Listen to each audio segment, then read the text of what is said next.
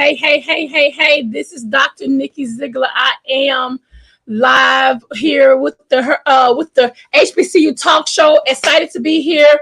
We have some amazing guests we have in store for you for the month of February. Listen, happy Black History. Go ahead and like, tag, and share, and let me know that you are on and that you are watching me. Let me know what city and state you are watching from. We're excited to be here at the HBCU talk show, and we have some amazing guests lined up for you. I'm gonna go ahead and bring in this another amazing guest. I think most of you guys know who this man is. He's so familiar with TV. He's doing some radical things, and he's teaching acting, right, Mr. Greg? You know what? I taught in Atlanta for about 10 years. Yes. And now I'm spending more time making movies, So but I'm able to cast a number of people. And in my first 4 films that I directed and or produced, I was able to use people I taught, and that's full circle, and that's the magic. So guys, you guys know him from watching him on Greenleaf. I personally am a fan of his Christmas movies. I think he makes the show. How about that? The Chandler movies. The Chandler movies. Yeah, those are fun, aren't they? They are so much fun, and I promise you, you are the typical guy. I just love your character with the Chandler's movies from the beginning to now. The last one I watched, you was adopting the young lady, and it just ends up to be. It's one of those type of movies where you have to sit down and get you some ice cream, and you sit back and just enjoy the festivities and all the laughter and the fun that you bring to the table with the movies. So tell us what was that yes for you to become an actor, and how did you get started? Well, my mother was an actress without a venue. I mean, she was a young mother from Mississippi, born and raised in Mississippi. HBCU, you know what I mean, and all her sisters and that sort of thing. But there wasn't a lot of opportunity for African Americans or African American women in the late 50s, early 60s. So I sort of became her venue. And she taught me. I've never had an acting class, but wow, time I was very young. Yeah. Wow. So what was can you tell us your first movie? What was your first script that you got, and how did you feel reading it? Well, my first movie was a movie called Above the Law with Steven Seagal. Mm-hmm. I think we shot that in 1987 in Chicago. And it was a solid role. It was a strong supporting role. Prior to that, I had done a lot of theater. I was doing theater in Chicago. I had done theater in the Twin Cities, St. Paul, Minneapolis. I had done a number of commercials, even national commercials. One year I had 3 commercials running during Super Bowl. Wow. Back, I think it was like maybe 1986, 85. But Above the Law was my first movie. So it was a real treat. Yeah, it was, going to the next level. Wow. What will you say your biggest role in the film? What was your the ultimate, this was great, I really enjoyed, I was excited to get the phone call? What role was that? It's interesting because there have been so many. And gratitude is sort of my attitude. Mm-hmm. So there have been so many times when I've gotten that call, and it was exciting for me and interesting for me, and a benchmark, a hallmark for me. I remember getting the call from a director named Stan Foster, to do a movie called Preacher's Kid with LaToya Luckett. Yeah, I remember that. That role, because I come out of the church, right? So, being able to play a pastor, the father of a young lady there, and so that was neat for me, because that would be neat for the folks at the New Jerusalem Church of God in Christ. You understand? Wait a minute, so you're coaching? Oh wow, come on, coaching. So you see, so for that reason, that particular movie, not to mention the fact that it was a very powerful film for young Black women and for Black girls, that father-daughter relationship. Yep. See, so that was neat. And then when I got the call to do Above the Law, that was a neat thing. In the Line of Fire with Clint Eastwood, who was one of my favorites. I grew up watching Clint Eastwood on Rawhide. So getting that call was something. Getting the call to do Greenleaf, Oh, and work with this wonderful cast on Greenleaf, having, watched Black families on television, wonderful Black families, but unfortunately, often Black families that weren't allowed any sort of mobility. We think Good Times, you know, mhm, solid mother, good solid father, yet these Black folks could never rise above their circumstances. And because of the network, Norman Lear and whatever decided that what people really didn't really want to see these people get better and do better. mhm. Um, and then to be part of a show like Greenleaf, where you got these Black folks at this long table, and, with servants. Wow. Wow. Wow. Yeah. Getting that call was like, oh yeah, let's do this. Even though the character was crazy, you know what I mean? It And, was and the character was crazy, but I was like, man, you're such a good actor. I was like, they should have gave him another role. I wanted you. I just wish, honestly, I got to be honest. I just wish that you was on there longer. I was like, man, I hate that but you know what? It was all by design. My Okay. my God set it in motion. So I spent 2 seasons doing that show, Mhm. which in that kind of role is long enough, as opposed to getting stuck in that role. Right. Okay. So he got me in, And he got you. got me out Okay. at the right time. No one will ever forget that character. Nope. That character helped build that show, helped make that show the success. And I say that character because I got to be honest with you, the writing doctor was so good. Hmm. All I had to do was say the word. You know what I mean? It really was me. The writing was so solid. The stories were so You solid. played that part. All I had to do was say the word. Well, you played that part. I was like, you better come on here. But not only that, but it opened up conversations. Yes. Let's talk about it.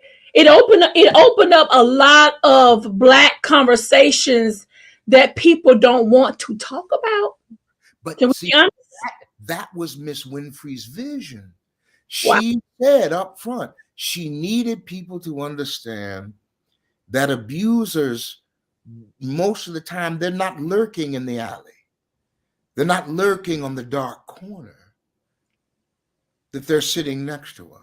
Wow. They're at the supper table. They're in the church. They're in the school, that they're not strangers to us. Mhm. That was her vision. And that's what I mean by that show. Loved being a part of it, but I was more of a vessel. You know Mhm. what I mean? There to carry out this larger vision that Oprah Winfrey had for her audience. Wow. This is really good, sir. Yeah. This is really good. And so, what was it that made you decide to start teaching acting? Because I've been watching you over the years. I'm like, he is just evolving and evolving and evolving. What made you to say, you know what? Let me teach the people the craft. What was that yes moment for you? Well, I moved from Los Angeles to Georgia in Hmm. 1997. Okay. 1997. And the reason I moved from Los Angeles to Georgia was to take a sabbatical to work at a Head Start program in Middle Georgia. Hmm. Around that time, the TANF laws, the welfare laws had changed, and people either had to go to school or go to work in order to receive TANF benefits. Hmm. Well, there were populations of people who really weren't real familiar with the work culture. So I joined a team of folks at a Head Start program there who were working with people who were transitioning from welfare to work and that sort of thing. So around that time, I spent a couple of years in that project. Around the time I got back into the mix, production started to pick up in Georgia. After my sabbatical, I was commuting in and out of LA and New York to go to work and even to audition. Then Hmm. a lot of the work shifted to the Southeast, and I was able to spend more time at home. And so that's what allowed me to teach, because the challenge for me, for actors in the Southeast, there were Mhm. a number of acting coaches, but a lot of them didn't work a lot. So they were teaching from an academic base, which was really solid. Right. But my role as a teacher was to help a lot of people take those acting skills and turn them into, how do I earn a role skill? How do Oh, I book a role skill? That oh, was where I came in. So that's what it was. I was at home a lot. I wasn't commuting as much. I was working more in the Southeast. And so mhm, that gave me time to teach. And even then, I only taught on Saturdays because so mhm, often I was shooting during the week. wow. So my question to you, I have to ask this question because it was one of the questions that was given to me. You know, you being from the Kojic world, you being from the Christian background, how did you pick your role? How did you create such a wholesome actor? Like when I think about you, I don't see you doing all kind of you have really created a brand where people respect you as an actor, where like when I look at your roles, a lot of your roles you don't do a lot of cursing and carrying on. How was you able to pick those quality roles where you didn't have to really compromise as an actor? Well, see, I don't see myself, when I take on a role, I don't see myself as compromising, because I'm not the character. That's right. The character and I are different. Hmm. So, and I don't choose the roles choose me.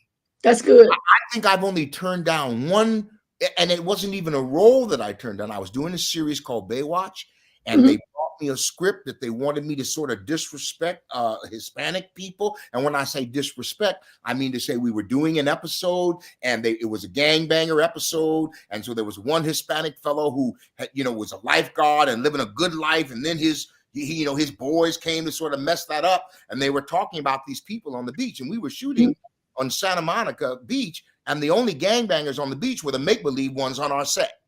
But they Oh, wanted to sort of make it like, you know what I mean, Mexicans was coming to Santa Monica to, right. mess up folks' things. And they brought me this script, and I was like, I'm not going to say that. So that was really the only time. And then there have been projects that weren't much of a challenge, and I was sort of like, well, I'll pass on this because I've already done it. Now, I'll tell you, in my most recent film, it's a film called Reunion, and I wrote this, produced it, and directed it. I've directed 4 films so far, but this was the Wow. first under my banner. I play a despicable character. If you think Uncle Mac was bad, this Willie James. Wait till you meet Willie James. Now, Willie James is crazy, but I wrote it actually as a way to help me work through my mother being shot when I was 13 Wow. by her significant other. Hmm. I didn't realize it until I had shot the movie that that's what I was really doing. But what I was really doing was addressing this issue of, when you love mother and you love father, and father hurts mother, do you stop loving father? Mm. How do you deal with that? And this character, Willie James, is a character who loves his son to death, Mm. but he's a violent man, he's a murderous man. Wow. So, this whole idea of, there's a bit of bad in the best of us, Hmm. good in the worst of us, Hmm.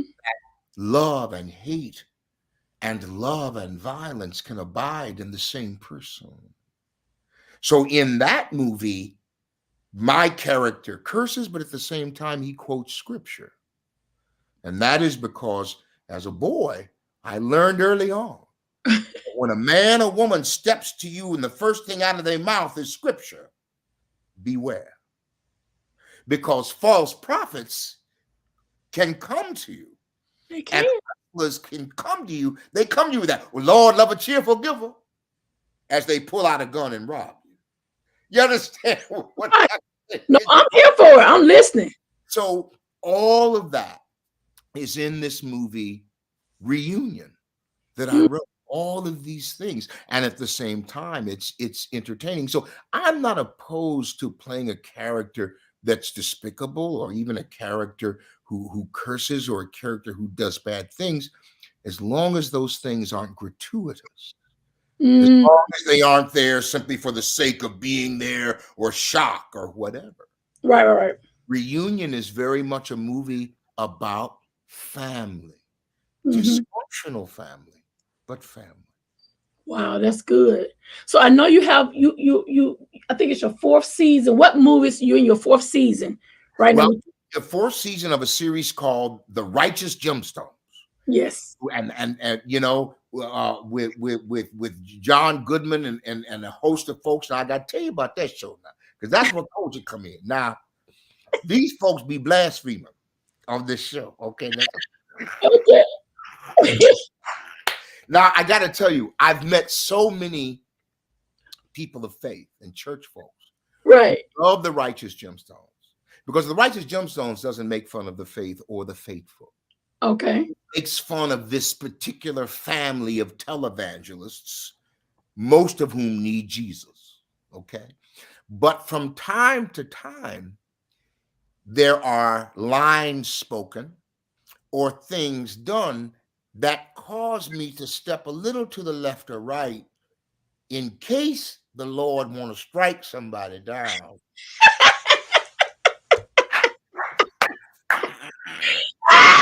Doctor, I mean, seriously. Sometimes I'd be like, oh Lord, these white folks done went too far. You know?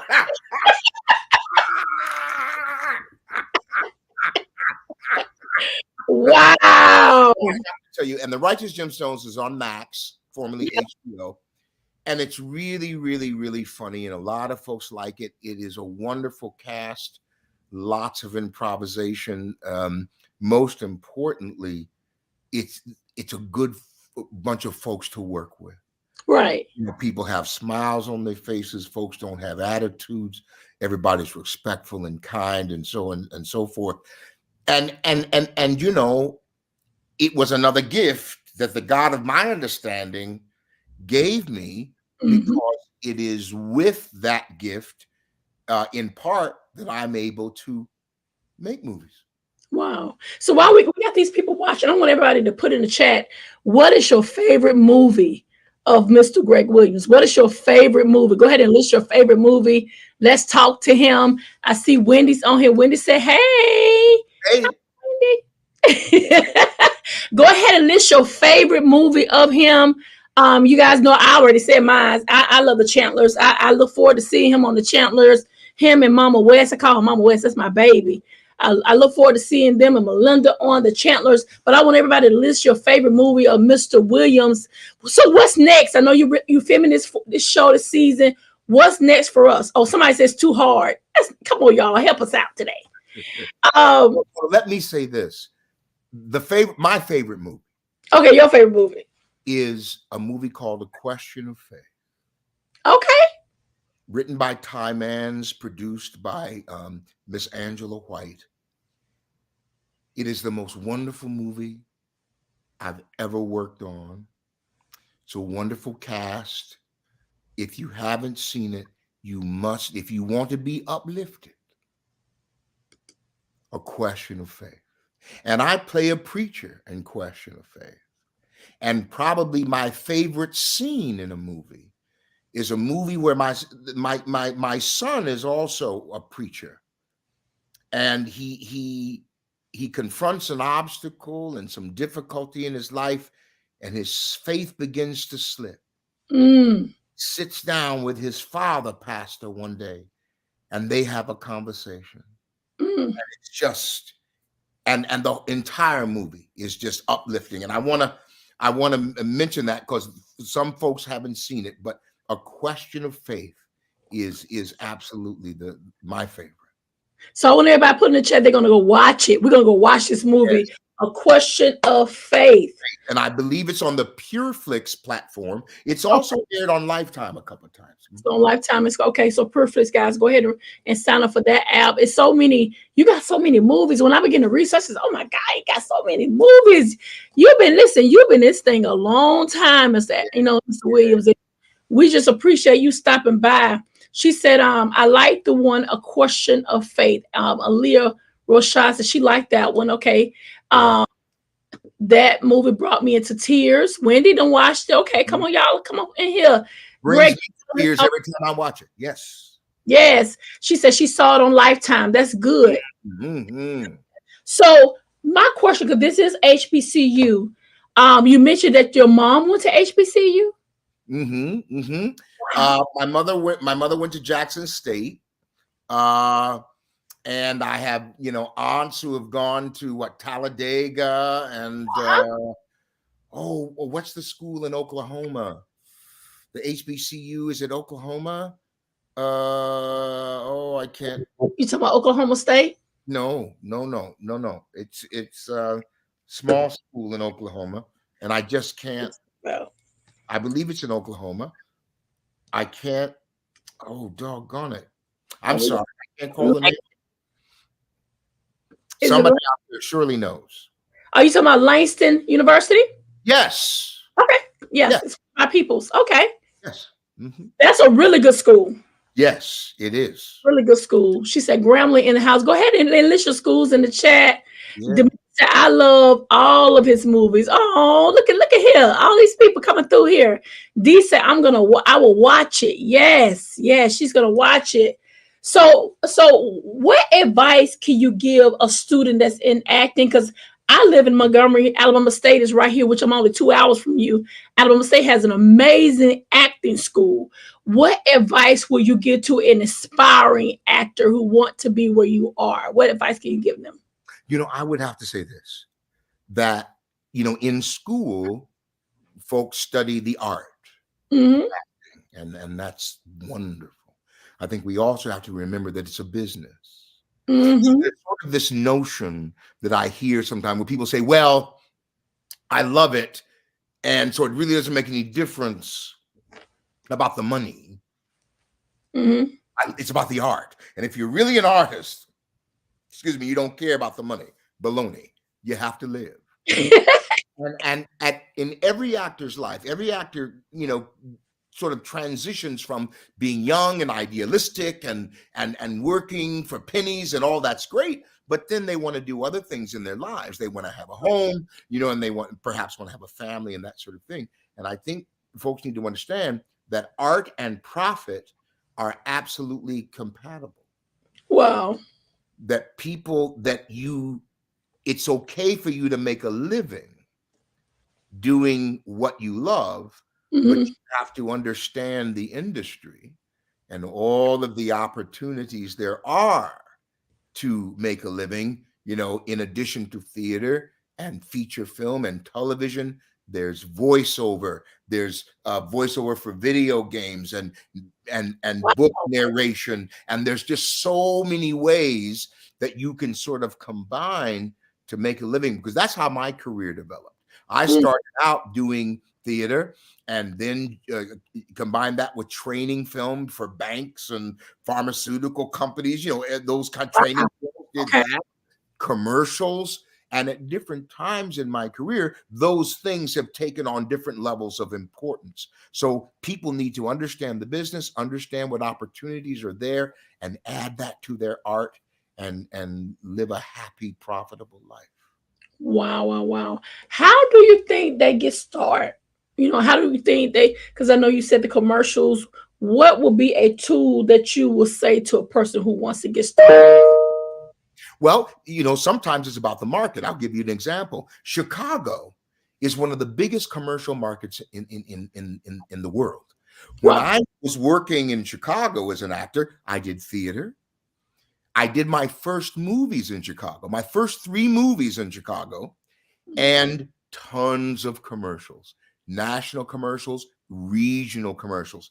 The commercial market in Chicago is really robust. On top of that, Chicago has a great public transportation system. So if Mm. you're young and just out of school and you've got a warm coat and a pair of boots, you can do Chicago Wow. in the winter, year round, whatever. You can get wherever you need to go. And now Chicago has a very robust television production industry. I do a recurring on an NBC show called Chicago Med, Yeah. opposite Patha Murkison. And you've got Chicago Med, Chicago Fire, Chicago PD. You've got The Shy. You've got Yeah. bunch of TV shows shooting in Chicago. Chicago's a great market. New York's great, but Chicago's a little cheaper. You know what I mean? To live. You've got a robust market there. Los Angeles isn't the only market. Los Angeles has a really robust commercial market. So if somebody's going to go to LA and they aspire to movies and television, that's fine. But I'll tell you what, you can make a living in commercials while you're trying to build that television, that film career. In New York, you can do theater, you can do commercials, you can do television, you can do film. So people need to research the markets. Even in the Southeast is very much a market for beginning actors, because so many of the roles in the Southeast are what we call day player. They're smaller roles because they're still casting a lot of the lead roles out of LA and New York. Right. But the Southeast is very, very open to people who are beginning their careers in film and television. Right. And you also have a robust theater community here. I'm gonna have to get you down to Alabama. I have a lot of connections with Alabama State. I'm gonna have to get you to Alabama State to come talk to the theater department, because you're right in Atlanta. Right in Atlanta. And I know. And I'm doing a project for Talladega right now. Really? Yes. I got a story on that. I'm doing a project for Talladega, and it's the most wonderful thing.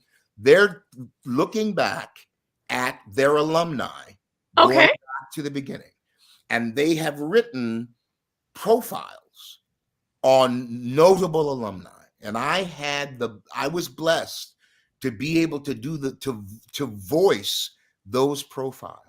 Wow. I'm going to tell you the things that I learned about. That's what I love about HBCU. See, I wanted to go to an HBCU. I know. I grew up in Iowa, and my mother knew if I had gone to Clark like I wanted to go, I wouldn't have got no studying done. So she forbade me from going. But this Talladega project has been absolutely wonderful. I probably have voiced almost 200 profiles for their alumni, dating back to the late 1800s. So it's been really exciting. And I do have they always emailing me stuff. Talladega is an amazing college. I love visiting the campus. There's some welcoming people, so this is good. Yes. Now, last question I have for you: what's next for you? What do we look forward to for 2024 and 2025? Well, we've got 3 films that I've written that I'm going to direct. One is called Crazy, and it's a thriller. It's a thriller. Okay. And it's about a woman in her late 30s who takes up a relationship with a 19-year-old community college student who still lives at home with his mother and father. Okay, and so we'll okay. But it's a lot of twists and turns. Then we have a family movie called Pawpaw and Deja. And Pawpaw and Deja is the first in a series of 4 films simply about the relationship between a grandfather and his precocious 8-year-old daughter. And they just have lots of fun. They go camping, and then they sing, and there are hijinks and that sort of thing. So we'll shoot that, the first Pawpaw Deja movie. Then around the holidays, we'll shoot the first Pawpaw and Deja Christmas movie. So we'll do 2 Pawpaw and Deja movies this year, and we'll do the thriller. And then there is one other project that I'm not going to talk about right now. It's a comedy, and Pawpaw and Deja movies are comedies. They're like the Chandler movies. In fact, that's how the idea came to me. Okay. I'm doing the Chandler. So I think you'll like the Paul Deja movies. I will, and I got to bring you and her back on the show. You guys got to come back on the show. Sure. So we can interview you and her and Miss West. Mom, I call her Mama West, and connect. So I'll be definitely reaching out to you probably around October, November to bring you back, especially around. I got to bring y'all around Christmas time because y'all keep me sane. I'm very busy, and I just take. You guys are only movies that I watch at Christmas time. Like I just have to get my channel, and I always take it all the way back. One full day, I just pop them in. So I love the Chandler. So I just, I appreciate you for just coming on the show and being so authentic. You can tell you're a Southern man. I'm from Alabama, so we can feel that country connection. Oh, yeah. And I appreciate you for just taking us up to come on the show and do what you do. And anytime you need me, please, you have my direct number. You call me. Let's connect and see what we can do to keep Mr. Gregory Allen Williams' name before the people, because you have such a positive attitude. Doctor, thank you so much. When is the next? Are you going to do any more acting classes? You know what? We've got some stuff coming up. I go back to the series Righteous Gemstones in May, and we've got one. We're sort of going to have a symposium in March. Then a master class or two in April. Yeah. Okay. So I'm gonna look out for those dates, and he'll just send me the text, guys, and we'll advertise it inside the magazine itself and push it so you're able to come. Hey, Alicia George, she's watching from California. Good to see her on, and all those who are always advocate watchers of the HBCU talk show. We appreciate the fans and those who really believe in the vision that God has given me with this HBCU. I'm all about good trouble. I say this HBCU magazine is about good trouble. And so we want to definitely give good media. I would never put anything negative about anybody on our publication on purpose, because we believe that we're all about making people shine like Mr. Gregory Allen Williams. So thank you, sir, for your time, for coming through. And I look forward to bringing you back on the show this year. November would be great if we can push the new movies that you got coming up. Okay. You know where to find me. Oh, I sure do. Thank you so much, sir. All right. Guys, listen, what a great interview. Wasn't that great, guys? He came in to see us, guys. Listen, go support him. Go follow his Facebook page. Follow his Instagram page. He's amazing.